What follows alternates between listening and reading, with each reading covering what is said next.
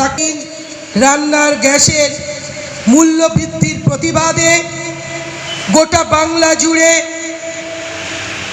10-11 আমরা গত দিনেও অবস্থান কর্মসূচি করেছি, বিক্ষোভ কর্মসূচি।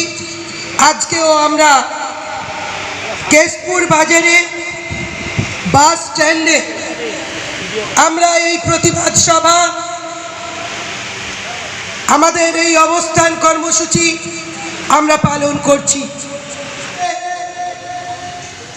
মমতা ব্যানার্জিকে শত চেষ্টা করেও যারা রুখে দিতে পারেনি, আমরা 8 দফা নির্বাচনের মধ্য দিয়ে কেন্দ্রীয় সরকারের কে প্রমাণ করে দিয়েছি, নির্বাচন কমিশনকে যতই কাজে লাগাও, যতই 8 দফায় নির্বাচন করো, তৃণমূল কংগ্রেসের নেত্রী, আপনাদের মা, আপনাদের দিদি, আপনাদের আশীর্বাদ নিয়ে নবান্নের 14 তলায় আবারও মুখ্যমন্ত্রী তিনি হয়েছেন। আর আপনারা আমাকে আশীর্বাদ করে, আপনারা দোয়া করে, আপনাদের প্রতিনিধি করে পাঠিয়েছেন। আর দিদি যোগ্য সম্মান দিয়ে তার ক্যাবিনেটের প্রতিমন্ত্রী আমাকে করেছেন। আবারও আপনাদের আমার তরফ থেকে ধন্যবাদ, কৃতজ্ঞতা জানাই। আজকের এই অবস্থান কর্মসূচি কেন? 2014 সাল চাওয়ালা মোদি বাবু মানুষকে মিথ্যে কথা বলে, মিথ্যে প্রলোভন দিয়ে, মানুষকে ভুল বুঝিয়ে সমর্থন নিয়ে 14তে ক্ষমতায় এসেছিল।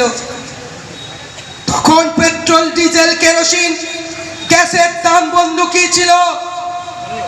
আর আজকে 2021-19-এ আবারও মানুষের মধ্যে ভেদাভেদ, ধর্মীয় মেরুকরণ, হিন্দু মুসলিম ভেদাভেদ, মানুষকে তার ধর্মীয় মনোভাবকে, তার ধর্মচারণের অধিকারকে বিভিন্ন ক্ষেত্রে খর্ব করে এক পেশে একটা হিন্দুত্বের প্রচার করে মানুষের মধ্যে বিভেদ সৃষ্টি করে 2019-এর নির্বাচনে সমর্থ হয়েছে।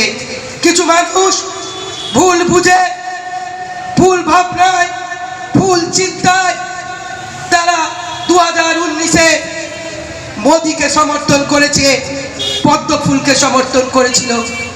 কিন্তু কয়েকটা মাস, মাত্র 1টি বছর, 2019 মাঝখানে 20 গেছে, 2021-এ মানুষ থাপ্পড় দিয়ে মোদিকে বলেছে আমরা ভুল করেছি, আমরা ভুল করেছি। তাই এর যোগ্য সম্মান দেওয়া উচিত বাংলার মুখ্যমন্ত্রী, বাংলার দিদি, বাংলার মমতা ব্যানার্জিকে। তারা যতগুলি আসনে জিতেছিল তারা নেমে গেছে, তারা 77, এখন সেটা গিয়ে দাঁড়িয়েছে 75। এইমাত্র বিধানসভা গত পরশু শেষ হয়েছে, বাজেট পেশ করেছি, বাজেটের বই আপনাদের কাছে আমি নিয়ে এসেছি। রাজ্যপালের অভিভাষণ ছিল, তিনি স্বীকার করেছেন এই বাংলায় হিন্দু, মুসলিম, জৈন, খ্রিস্টান সমস্ত সম্প্রদায়ের মানুষ আমরা একে অপরের সঙ্গে হাত মিলিয়ে, কাঁধে কাঁধ মিলিয়ে আমরা শান্তিতে বিরাজ করছি। রাজ্যপালকে প্রলোভন দেখিয়েও, বাধা দিয়েও তার তিনি কিন্তু পড়তে সমর্থিত হয়েছিলেন। আমাদের বিধানসভায় তিনি রাজ্যপালের ভাষণ ধানকার বাইরে গিয়ে প্রতিবাদ করেছে, কিন্তু এই শ্বেতপত্রটি পড়ার পর তিনি প্রতিবাদ করতে পারেননি। কারণ আমরা যা সত্য তাই এই বইয়ের মধ্যে তুলে ধরছি। স্বীকার করেছে বাংলা শান্তিতে আছে। আমরা যে কথা বলছিলাম, আমাদের প্রতিশ্রুতি ছিল 2011-তে মানুষের গণতান্ত্রিক অধিকার ফিরিয়ে দেব।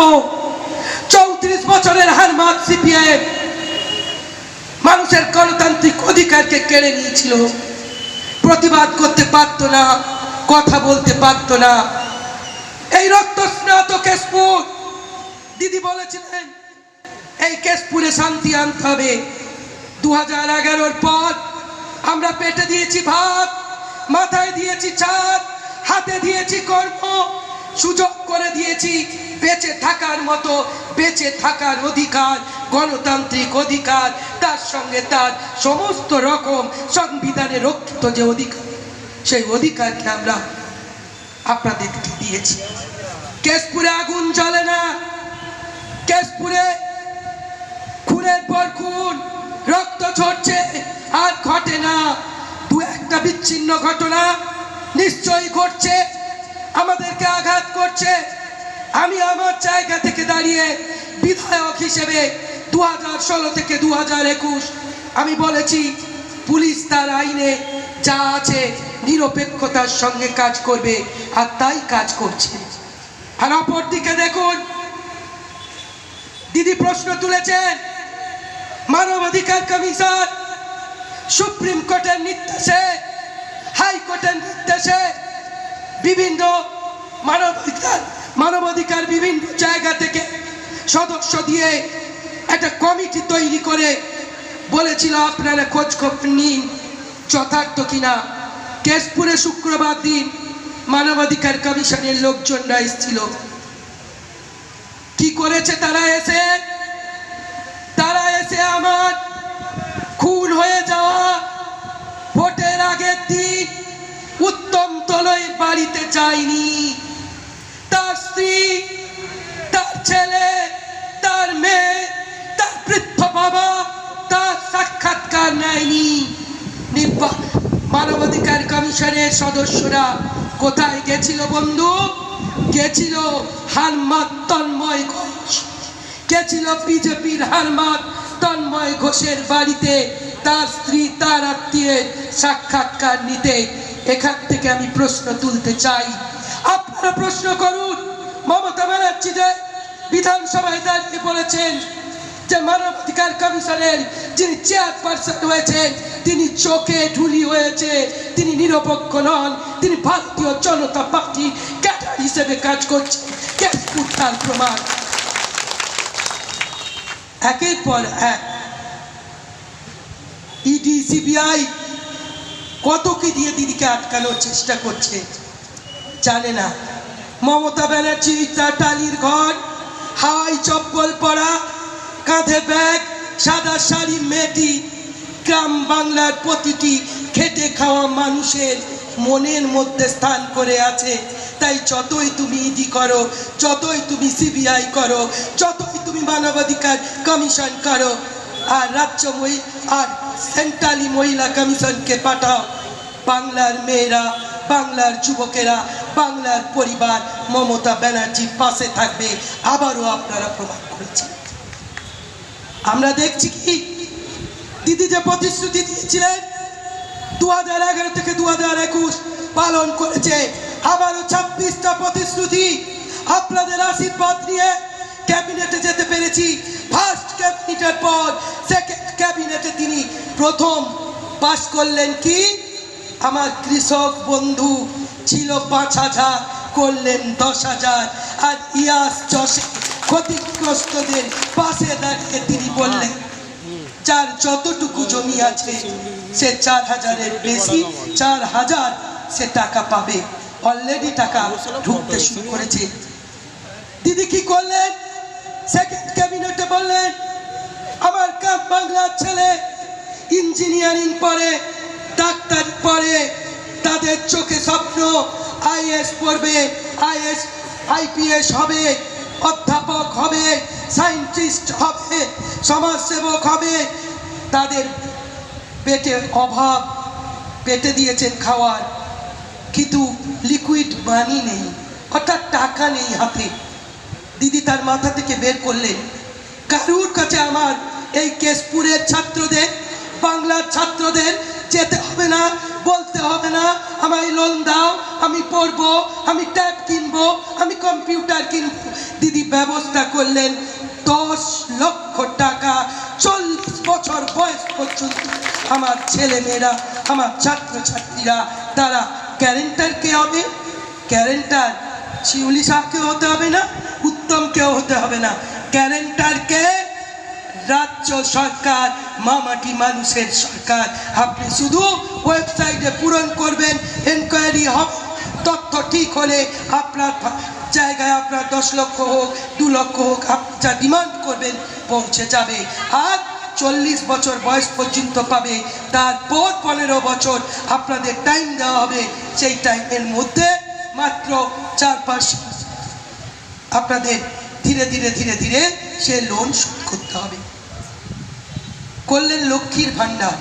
আমার এই মায়েরা লক্ষ্মী, এই লক্ষ্মী আপনাদের ঘরের বউরা গৃহিণীরা, আমরা বলি ঘরের লক্ষ্মী যদি ভালো থাকে, ঘরের গৃহিণীরা যদি সুখী থাকে, তাহলে সে গৃহ, সে পরিবার ধন সম্পদে শান্তি বিরাজ করে। তাই করলেন দিদি লক্ষ্মীর ভান্ডার।